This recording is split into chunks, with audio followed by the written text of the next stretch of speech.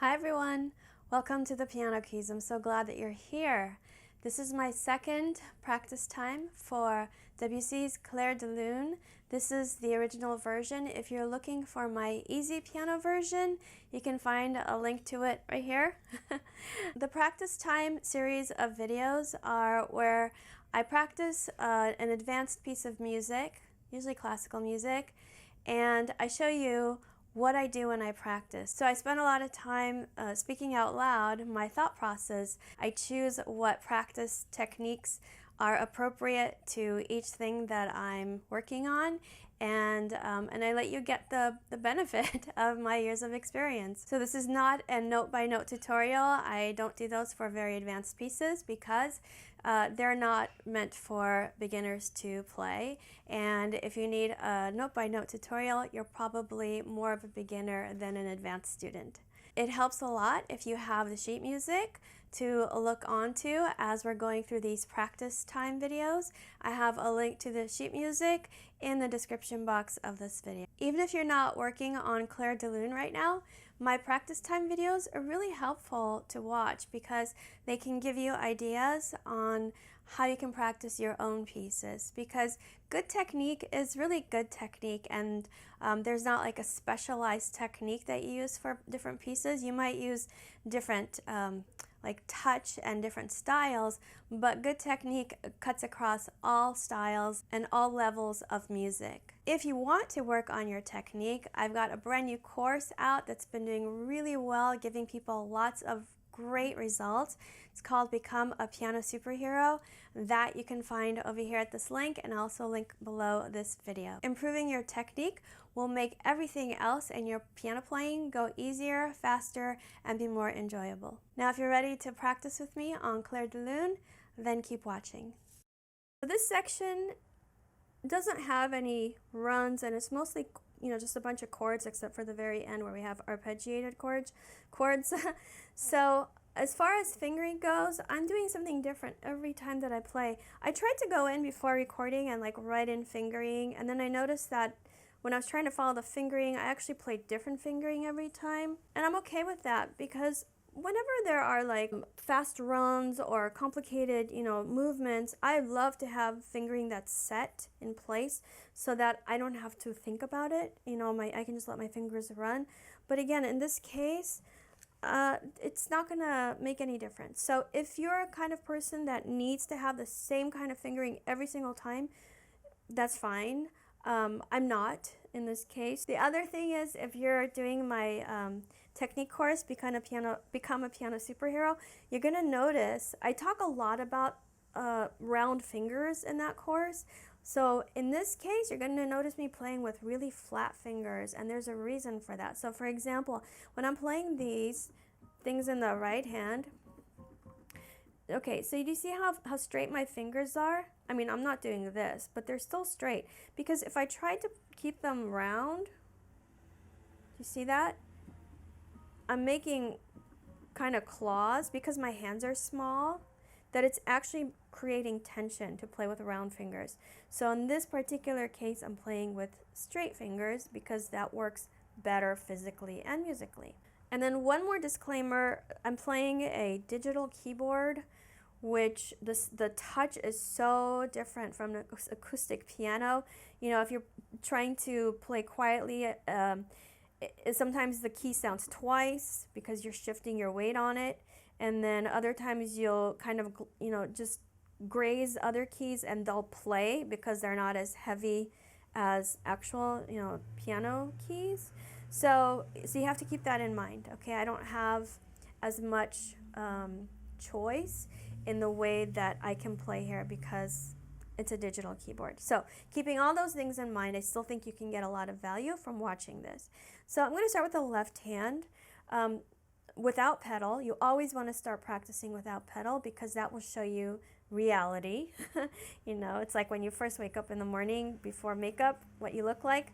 That's what you're going to play before you add the pedal. So you can tell if you're, if there are things that need to be worked on. Pedal should never be used to cover up anything. It should be used to only enhance, okay?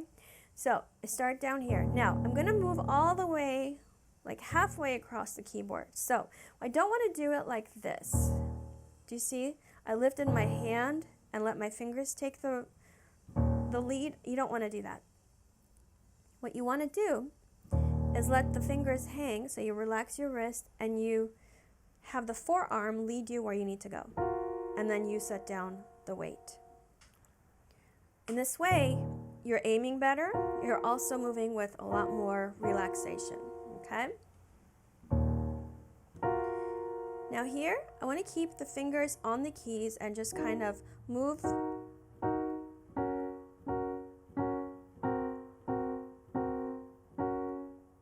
the weight of my arm up and down. So I'm not doing this.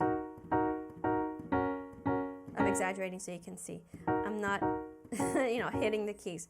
I'm literally keeping my fingers stuck to the key, not stuck, but like touching the keys. And I'm just bouncing up, okay? I want to take a look at the very first thing that you see here. Do you see there's like a number 2 on the sheet music? Hopefully you have the sheet music because it's a very advanced piece. You really need something to look at to help you. So you see a number 2.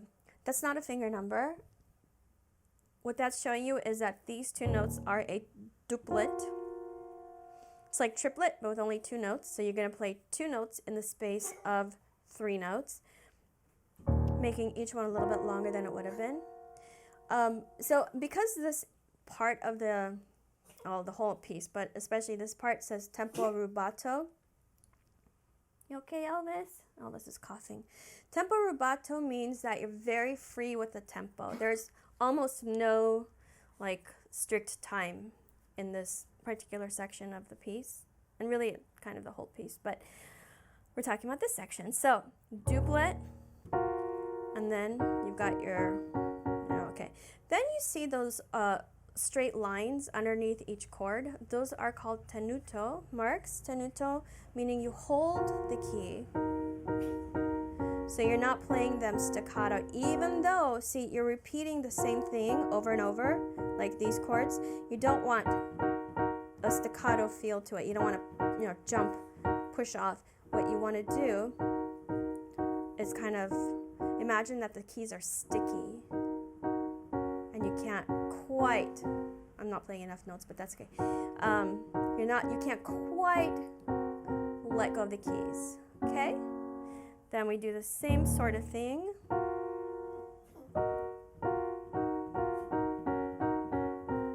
Here's another duplet. So where's the melody here? Do you hear a melody? Just because it's left hand does not mean there's no melody. The melody is actually kind of being echoed in the right hand. So if you look at the left hand,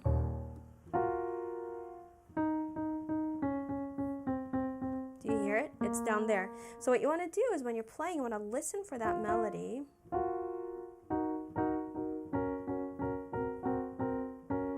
Can you hear it? If I were not listening for the melody, it might sound like this. So I'm hearing a lot of this. Not interesting, right? So what am I doing? Well, first, I have to know that those are the notes I'm listening for, so I really tune my ear to those notes. But secondly, I lean the weight of my arm into the keys that I want to make louder. I don't punch out those keys. I just make those fingers feel heavier than the other fingers in the hand, okay? So, now I'm on the measure 3. Do you hear the melody? Next, again, we have a melody down here. So you don't want to play it like this. Do you hear the difference? That's what having good technique gives you. It gives you choices to play the pieces the way that, they should be played and the way that you want to play them. Right? So if you need to improve your technique, please do check out my Become a Piano Superhero courses. They're amazing. I know, I made them, it sounds like I'm bragging, but I'm not. They're really, really, really cool. Here, so. Okay. I know I'm not getting the notes exactly together, but again, that's kind of a function of playing a digital keyboard. It's very hard to control how the keys go down. Anybody want to send me a piano? Okay. So, again, I'm listening to the melody. Now, in this particular measure, I have my melody down here, but I also have a really cool harmony up here. So I don't mind bringing that out a little bit. I like that. It's a choice you can make as an artist. If you want to do that, you can. If not, you don't have to.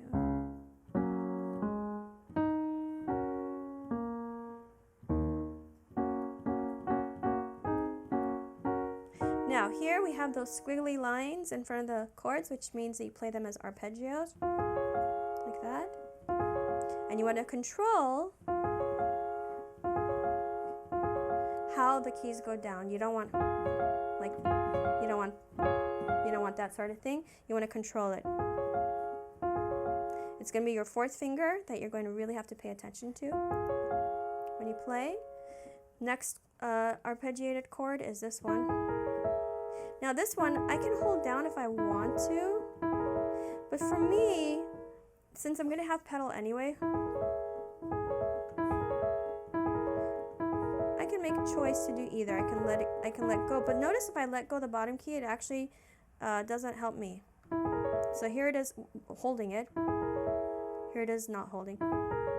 You see, it's not helping me to do it better. So I'm going to go ahead and hold it. Okay, now the next one is a different story. Do you see how my hand is stretching out? That one I am going to let go of the bottom key. Even though they're all dotted half notes, that works better for me than this. Okay, because of my hand. Next, for sure I have to let go of that one. There's no way I can reach it.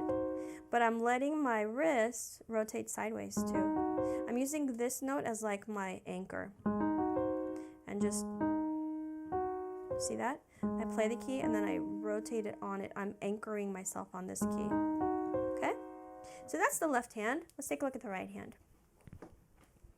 The right hand has the melody in the top. So, but it's also echoed an octave lower. You have that a lot in music. When you have that, you can make the choice, and usually the correct choice is to make the top note a little bit more important than the bottom one. So you lean your hand a little to the pinky, and then the harmony note in between, you give it very little weight. So you don't want to do you hear the difference? Here's all the notes being equal. Here is me favoring the melody note on top. Do you hear that? Even on the digital keyboard, you can do that. Okay? So, here too we have the duplet, except the first thing of the duplet is a rest, not a note, but that's okay. And then we also have the tenutos, the tenuto markings.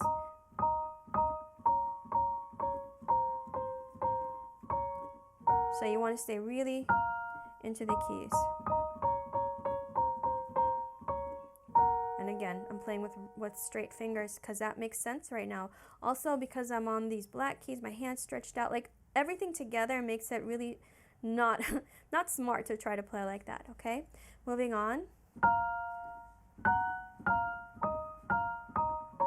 Let your wrist pivot. It's okay. In fact, it's very desirable to do that. Now we have a grace note. If you have bigger hands, this won't be as hard for you. For me it's quite a stretch. So you want to play the grace note before the chord. Okay? Then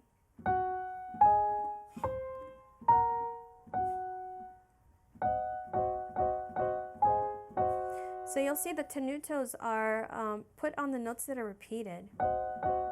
So he doesn't want you, Debussy does not want you to do this. He wants you to kind of like get into the keys like they're, you know, gummy. You can't quite come out of them. Okay.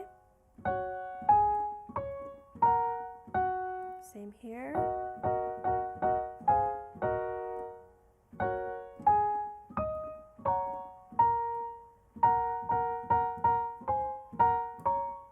Now, here we have those arpeggiated chords, 3 in a row with the same notes, and then down an octave, almost the same notes. All right?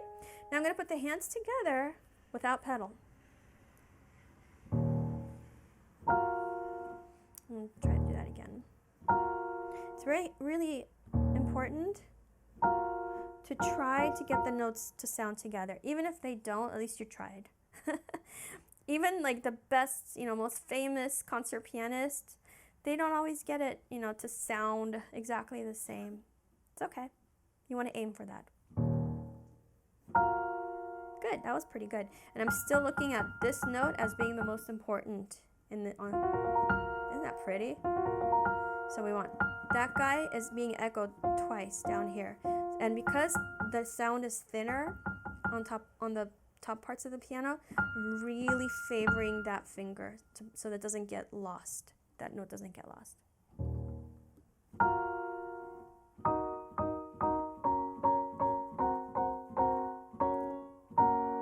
Now the right hand goes all the way down here, and again, it needs to move from the wrist like that, okay? And again, from the wrist.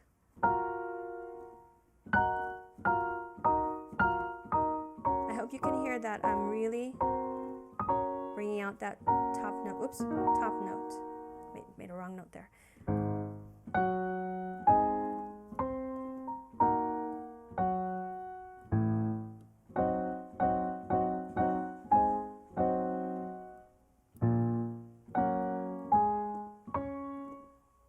Let's see.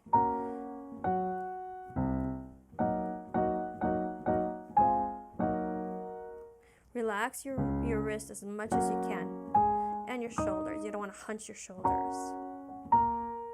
You want to have long arms when you play. Oops. Now, here we have the arpeggiated chords. We're going to start from the lowest note and go up to the highest note, like this. Okay? If you can't play it that fast, it's just because you're not ready to, so go slow. Okay? Next chord, even more notes. Okay? Now, and this one is the one I'm going to have to let go of the pinky. Okay? Now, this next one is kind of strange because the way he's written it, the left hand does this, and then the right hand does that. Do you notice that the left hand played a higher note and then the right hand like kind of backtracked? I've heard it played like this, but I've also heard it played where you're just playing the notes going up in order no matter which hand plays. See what I did? So the correct way, quote, correct way, the way it's written on the sheet music is this. And then the like musically makes sense kind of way is this. So normally you stick to the sheet music because that's what the composer wanted. But in this case, I'm wondering if Debussy just, I don't know, thought it would be easier to write it this way with the left hand breaking it up this way and the right hand like that. I'm not really sure. I wish I could ask him. But in my artistic interpretation, I think that I'm going to play the notes as they go up, regardless of which hand is playing. To me, that sounds more correct. And to me, what's more important is not to be correct according to the sheet music, but to be correct according to what sounds maybe closer to what the musical intention was. Okay, so I'm going to choose to do that. Now I'm going to add the pedal. And again, this is tempo rubato. This is like basically do whatever you want with the tempo, whatever you're feeling. And then you'll notice that 1, 2, 3, 4, 5 measures in, he tells us to get a little by little, get louder and faster. And then toward like this part, that part he says, get very quiet. He doesn't say get slower, but I do get slower because this is like the ending of a section, and then we're going to go into that part, right? Which is going to be the next practice time. But so to me, it makes sense, like when you're here, to get, slower. And just kind of take a breath, and then here comes the next part. Okay, so for these reasons, even though Debussy doesn't say slow down, he does say tempo rubato. So he's basically giving you like the freedom to do whatever you want. All right, I'm going to do my best. Again, this is a digital keyboard, so, not the best setup, but here we go.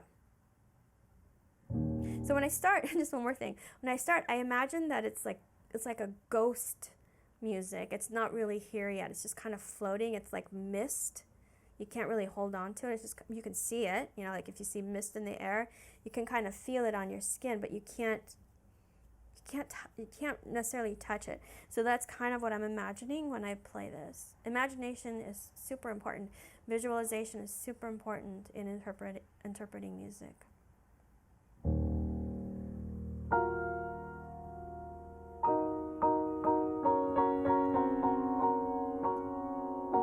Then I change my pedal here.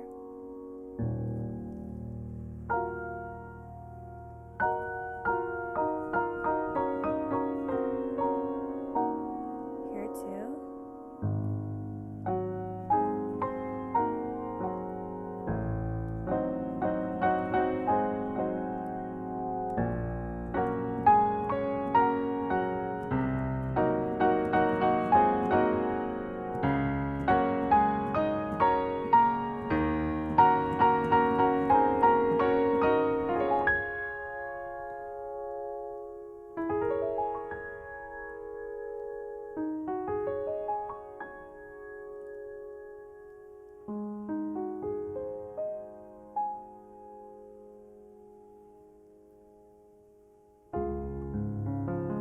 And then that part comes in.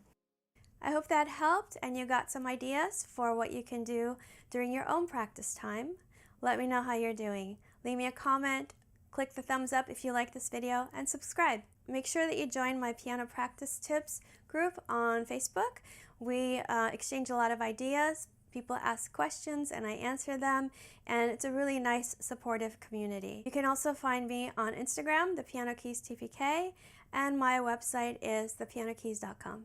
Keep practicing, have fun, and I will see you soon. Bye.